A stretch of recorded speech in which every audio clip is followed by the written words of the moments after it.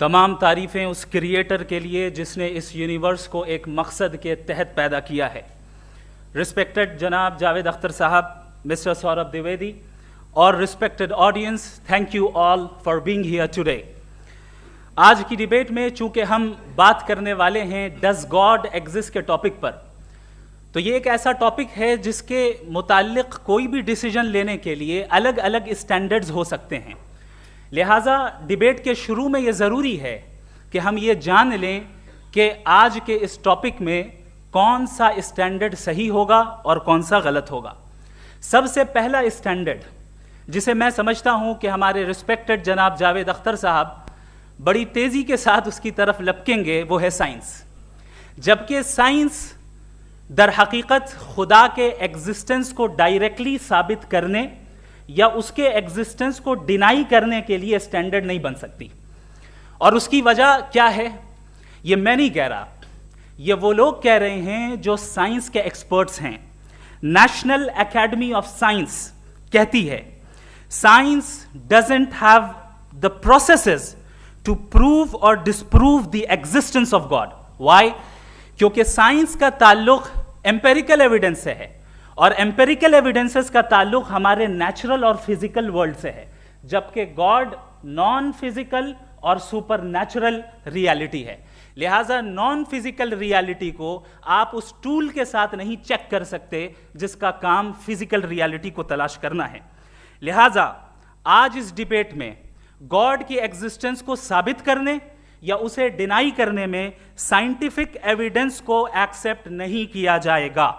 दूसरा स्टैंडर्ड हो सकता है रेविलेशन, कि रेविलेशन के जरिए हम ये साबित करें कि गॉड एग्जिस्ट करता है या नहीं। लेकिन ये स्टैंडर्ड भी आज इररेलेवेंट है। क्यों? क्योंकि रेविलेशन मेरे नज़दीक सोर्स ऑफ नॉलेज है, वैलिड सोर्स ऑफ नॉलेज है, लेकिन हमारे जावेद अख्तर साहब के नज़दीक ये वैलिड सोर्स ऑफ नॉलेज नहीं है। लिहाजा आज की डिबेट में मैं एक भी एविडेंस किसी भी मजहबी स्क्रिप्चर से नहीं दूंगा ताकि जावेद अख्तर साहब के लिए वो अनएक्सेप्टेबल ना हो। तीसरा जो मेयार हो सकता है वो है ऑब्जर्वेशन, कि भाई कोई कहे कि हमें खुदा दिखाओ, अगर है तो दिखाओ, या ये कि खुदा के एग्जिस्टेंस पर एम्पेरिकल एविडेंस दो, तो ये है दर हकीकत गलत टूल का इस्तेमाल करना। ये ऐसा ही है कि जावेद साहब मुझसे ये मुतालबा करें कि मुफ्ती साहब आप मेटल डिटेक्टर के जरिए प्लास्टिक डिटेक्ट करके दिखाएं। अब चूंकि प्लास्टिक डिटेक्ट नहीं हो पा रही है लिहाजा plastic does not exist. No, you are using the wrong tool. इस टूल से प्लास्टिक को डिटेक्ट नहीं किया जाता। लिहाजा मैं समझता हूं कि गॉड के एग्जिस्टेंस पर एम्पेरिकल एविडेंस का मुतालबा करना एक बचकाना मुतालबा है और हमारे रिस्पेक्टेड जनाब जावेद अख्तर साहब इस स्टेज से अब बहुत आगे निकल चुके हैं। अब बचता है एक ही स्टैंडर्ड और वो स्टैंडर्ड है अक्ल, लॉजिक, रीजनिंग। और यही वो स्टैंडर्ड है जिसके तहत गॉड की एग्जिस्टेंस को साबित किया जाएगा या गॉड की एग्जिस्टेंस को डिनाई किया जाएगा। लेकिन चूंकि ये बहुत इंपॉर्टेंट और सेंसिटिव टॉपिक है, इसलिए लॉजिकल आर्ग्यूमेंट भी ऐसा होना चाहिए जो डेफिनेटिव हो, इनडेफिनेटिव ना हो, जो 2 और 2 4 की तरह बिल्कुल वाजे हो, जिसे लॉजिकली रिजेक्ट करना पॉसिबल नहीं हो। फॉर एग्जाम्पल हम कहें हमारे रिस्पेक्टेड मिस्टर सौरभ साहब, ये एक इंसान है और तमाम इंसान कॉन्शियस बीइंग है। लिहाजा नतीजा क्या निकला, हमारे सौरभ साहब भी कॉन्शियस बीइंग है। क्या ये इनडेफिनेट आर्ग्यूमेंट है या डेफिनेट आर्ग्यूमेंट है? ये डेफिनेट आर्ग्यूमेंट है। ये 2 और 2 की तरह वाजे है, इसमें किसी तरह जो है लॉजिकली इसको रिजेक्ट नहीं किया जा सकता। तो अगर आज हमारे जावेद अख्तर साहब ऐसी कोई अकली दलील और लॉजिकल एविडेंस दें खुदा के ना होने पर जो डेफिनेट भी हो, तो मैं ये ऐलान करता हूं कि यकीनन मैं उस एविडेंस को कबूल करूंगा और उस पर गौर करूंगा। लेकिन साथ में यह भी ऐलान कर देता हूं प्रेडिक्शन के तौर पर कि ऐसा कोई डेफिनेट आर्ग्यूमेंट कोई नहीं पेश कर सकता। दलील हम देंगे और डेफिनेटिव दलील देंगे, लॉजिकल दलील देंगे, ऐसी दलील देंगे जो एंटायर एथिस्टिक वर्ल्ड उसे रेफ्यूट नहीं कर सकती। चलें अब हम एक एग्जाम्पल सोचते हैं, एक सिनेरियो, सिंपल सिनेरियो, तमाम ऑडियंस से गुजारिश है, हम और आप एक आइसोलेटेड आइलैंड पर हैं, ऐसा आइलैंड जहां पे हमसे पहले कोई कभी नहीं गया। चलते चलते आपके सामने अचानक आपने देखा एक पिंक कलर की बॉल पड़ी हुई है। सबसे पहला सवाल आपके जहन में क्या आएगा कि ये बॉल यहां क्यों आई, कैसे आई, ये पिंक कलर की ही क्यों है, कोई और कलर भी हो सकता था, ये इसी शेप में क्यों है, कोई और शेप भी हो सकता था। नेचुरली आप इस तरफ पहुंचेंगे कि कोई ना कोई है जिसने इन स्पेसिफिक प्रॉपर्टीज के साथ इस बॉल को बनाया है और यहां पे रखा है। चूंकि आप जानते हैं कि ये जो बॉल है इसका एग्जिस्ट करना जरूरी नहीं है, ये एग्जिस्ट कर भी सकती थी, नहीं भी कर सकती थी, और एग्जिस्ट करना ही था तो किसी और फॉर्म में करती, किसी और कलर में करती। अब आप इस बॉल को एक्सपैंड करते चले जाएं, एक्सपैंड करते चले जाएं, एक्सपैंड करते चले जाएं, यहां तक कि ये बॉल यूनिवर्स के साइज की हो जाए। बताइए कि क्या साइज के बढ़ जाने से सवाल बदल जाएगा? हरगिज नहीं बदलेगा।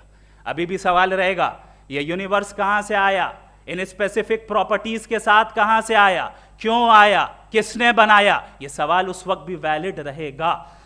लेकिन ये सवाल अगर हम जनाब जावेद अख्तर साहब से करें तो चूंकि इनका वर्ल्ड व्यू एथिस्टिक है, और सिर्फ इनका नहीं, मतलब जितने भी एथिस्ट हैं और एथिस्टिक वर्ल्ड व्यू को रखने वाले से अगर आप ये सवाल करें कि ये यूनिवर्स कहां से आया, तो इनका जवाब या तो आर्ग्यूमेंट फ्रॉम इग्नोरेंस होगा या डॉगमेटिक होगा।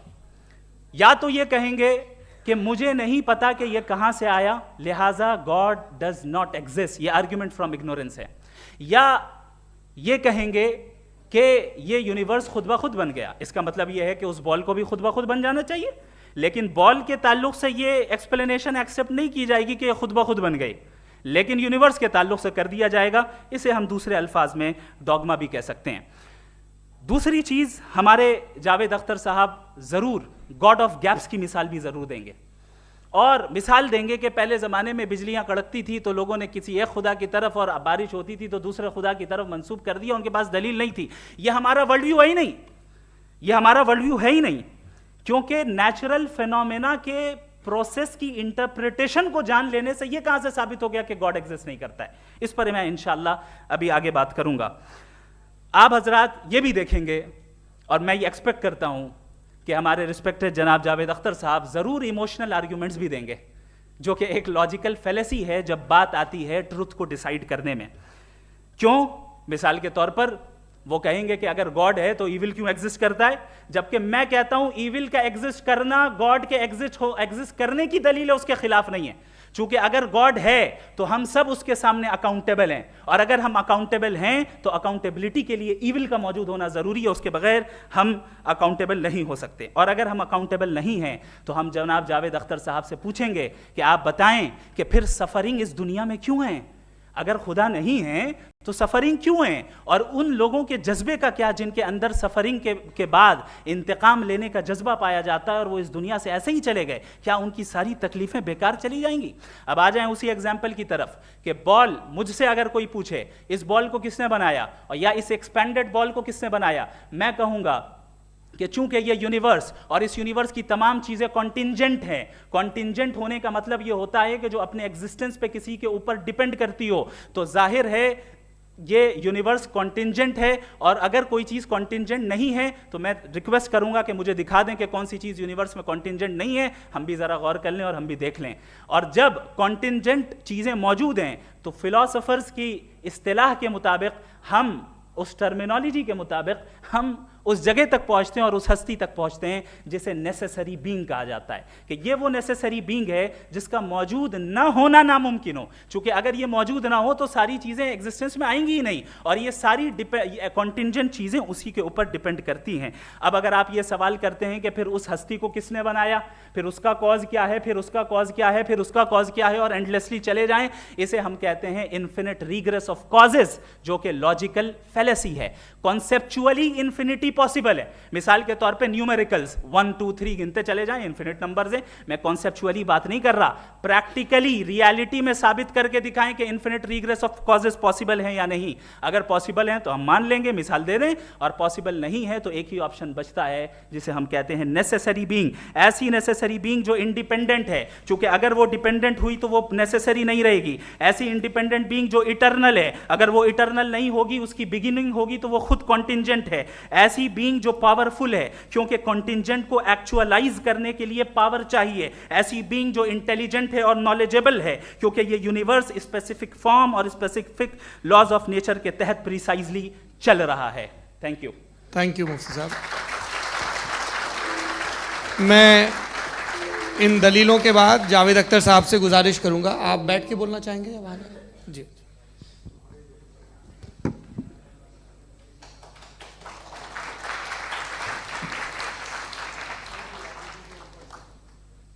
पहले तो मैं मुफ्ती साहब को एक अच्छी खबर देना चाहूँगा कि मेरी नॉलेज साइंस के बारे में बड़ी मामूली है, तो आप फिक्र ना करें उसकी, लेकिन कुछ कॉमन सेंस है मुझ में। देखिए, ये खुदा का तस्वुर कोई नया तस्वुर नहीं है, ये सदियों से रहा है। ये कुछ रिलीजन 3000 साल पुराने होंगे, 4000 साल पुराने होंगे, लेकिन इंसान कोई 10,000 12,000 साल से एग्जिस्ट करता है होमोसेपियन की शक्ल में, और हमेशा कुछ ना कुछ मज़हब रहे।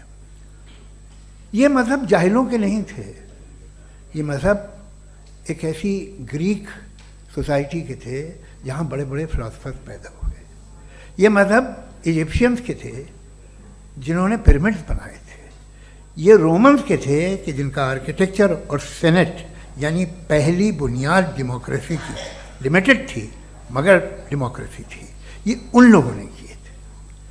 तो इनका जो जुपिटर था, रा था, ज़्यूस था, उन्हें उस पर इतना ही एतमाद था जितना आज किसी मजहबी आदमी को अपने खुदा पे होगा।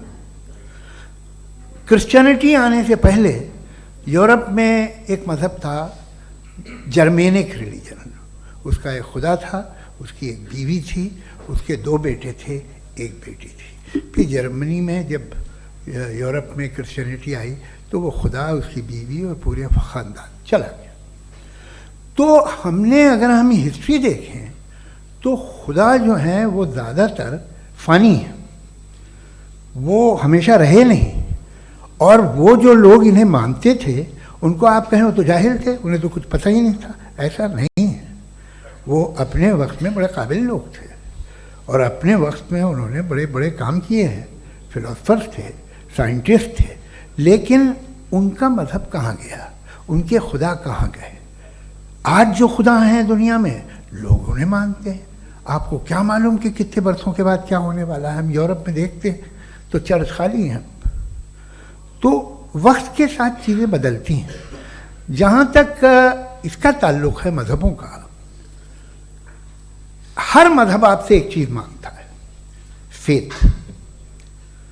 ये फेथ क्या चीज़ होती है? What is the difference between faith and belief? ये तो बहुत ही अहमकाना बात होगी कि कोई आदमी कहे साहब अगर खुदा है तो मुझे दिखाइए। ये तो जाहिलाना बात हुई। मैंने तो नॉर्थ पोल नहीं देखा है, मगर मैं मानता हूँ कि नॉर्थ पोल है। मैं क्यों मानता हूँ? इसलिए कि अगर ये दुनिया राउंड है तो उसका कोई टॉप होगा। कुछ लोग हैं जो वहाँ गए भी हैं, कॉमन सेंस कहता है कि ऐसा होगा, सबूत है, गवाह है, रीज़न है। तो ये मेरा फेथ नहीं है। तो फेथ में और बिलीफ में डिफरेंस क्या है? जो मज़हब मांगता है आपसे, हर मज़हब फेथ मांगता है। फेथ का मतलब ये है कि ना कोई गवाह हो, ना कोई सबूत हो, ना कोई रैशनल हो, ना कोई लॉजिक हो, ना कोई प्रूफ हो, मगर तुम एक बात को मानो। ये है फेथ। वरना बिलीफ होता। अगर इसमें कुछ भी सबूत होते, गवाह होते, तो फिर इसे आप बिलीफ कहते हैं। जैसे मेरा बिलीफ है कि नॉर्थ पोल है, मेरा फेथ थोड़ी है। फेथ इन तमाम शर्तों को रद्द करता है। तो फिर स्टुपिडिटी क्या है? अगर मैं एक बात ऐसी मानूं जिसकी ना कोई लॉजिक है, ना कोई रैशनल है, ना कोई प्रूफ है, ना कोई गवाह है, ना कोई सबूत है, और मैं उसे मानूं, तो ये स्टुपिडिटी हुई। इसे ही भाई कल को मैं यकीन कर लूँ कि एलॉन मस्क जो है मेरा भाई है, तो मुझे इंतहाई खुशी होगी, सुकून भी बहुत मिलेगा मुझे। लेकिन और कहे भाई क्यों मानते हो, क्या सबूत है? भाई वो तो अमेरिकन है और तुम तो इंडियन हो, वो तो नस्ल अलग है, तुम्हें कभी मिले भी नहीं। साहब देखिए, मेरा फेथ है, इस पर बात ना किया। फेथ का मतलब ही यह है कि आप प्रूव नहीं कर सकते। अगर आप प्रूव कर सकते हो तो फेथ की ज़रूरत ही नहीं। फिर तो आप बात करेंगे, आप कितनी बहस कर लीजिए, अल्टीमेटली दुनिया का हर मजहब फेथ पे टिका है। और फेथ का मतलब है एक ऐसा यकीन जिसका कोई सबूत, कोई गवाह, कोई रैशनल नहीं। अब आप ये कहें, क्या आप ये क्यों कह रहे हैं कि साहब ये कायनात किसने बनाई? कमाल ये है कि आपने बताया कि एक आइलैंड पे गए और एक बॉल देखी। आपने ये नहीं कहा कि आइलैंड किसने बनाया, आपको सिर्फ बॉल पे हैरत हुई।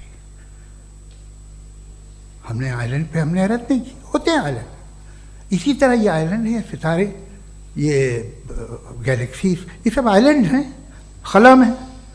हम उन्हें टेकन फॉर ग्रांटेड लेते हैं, हम पूछते नहीं किसने बनाए। आपने जजीरे के बारे में भी नहीं पूछा है। मेरी पैदाइश कैसे हुई? क्या मैं प्लान्ड पैदा हुआ था? I was plan to be born, या एक लकी स्पर्म था जो किसी एग से चिपक गया? मेरी पैदाइश रैंडम। और इंसाफ जिसे आप कहते हैं, इंसाफ का तो नेचर से कोई वास्ता ही नहीं है। जो आप कहते हैं कि एक दिन इंसाफ मिलेगा, इंसाफ is a human concept, nature में कोई इंसाफ नहीं। अगर शेर हिरन को खा जाता है तो उसे कोई सजा नहीं मिलती। अगर एक आंधी आती है और हरे भरे पेड़ों को उखाड़ के फेंक देती है तो आंधियों की जेल नहीं होती है। नेचर में इंसाफ नहीं, इसलिए मुझे नेचर को इंसाफ की जरूरत भी नहीं। नेचर तमाम एक है। अब हम कहें कि साहब ये देखिए जो मैंने खाना खाया था, ये मेरी आंख तो नहीं यूं कर दिया उसे, तो इसे सजा मिलनी नहीं, वो सिस्टम है, ऐसे ही चल रहा है। नेचर बगैर इंसाफ के है। इंसाफ इज अ ह्यूमन कॉन्सेप्ट। तो जो आपसे कहता है कि मैं तुम्हें इंसाफ दूंगा, वो इंसानी जहन की पैदावार है। ये नेचुरल है ही नहीं, ये आसमानी है ही नहीं। नेचर का तस्वुर, इंसाफ का तस्वुर। भाई आप साथ मिलते हैं, अब आप लेफ्ट हैंड ड्राइव करते हैं, ये क्या है?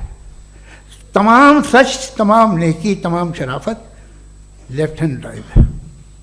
वरना क्या होगा, या तो आप क्रॉस कर देंगे, आपका एक्सीडेंट हो जाएगा, या आप किसी को मार देंगे, या ट्रैफिक जैम हो जाएगा। झूठ, बेईमानी, रिश्वतखोरी, ये तमाम जो है driving on the wrong side है। इसके ऊपर कुछ नहीं। ये तो हमने बनाया, जैसे हमने लेफ्ट हैंड ड्राइव बनाई है। ये कॉन्सेप्ट ऑफ इंसाफ जो है ये हमारा है, इसका नेचर से कोई वास्ता नहीं। शेर खा जाता है हिरन को, उसे जेल होती है क्या? कुछ भी नहीं, है ही नहीं। तो ये जो दुनिया के रिलीजन प्रॉमिस करते हैं आपसे इंसाफ, इसी से मालूम होता है कि ये मैन मेड है। ये तसव्वुर कहीं और का है ही नहीं। जो नेचर है, कुछ लोग कहते हैं नेचर ही खुदा है, तो नेचर में तो इंसाफ नहीं कहीं। और आप वादा कर रहे हैं कि तुम्हें मरने के बाद इंसाफ मिलेगा। मुझे अगर मिलेगा तो मैं बहुत खुश हूँगा, लेकिन मैं यकीन नहीं कर पाता हूँ, इसलिए कि मैं फेथ नहीं पैदा कर सकता।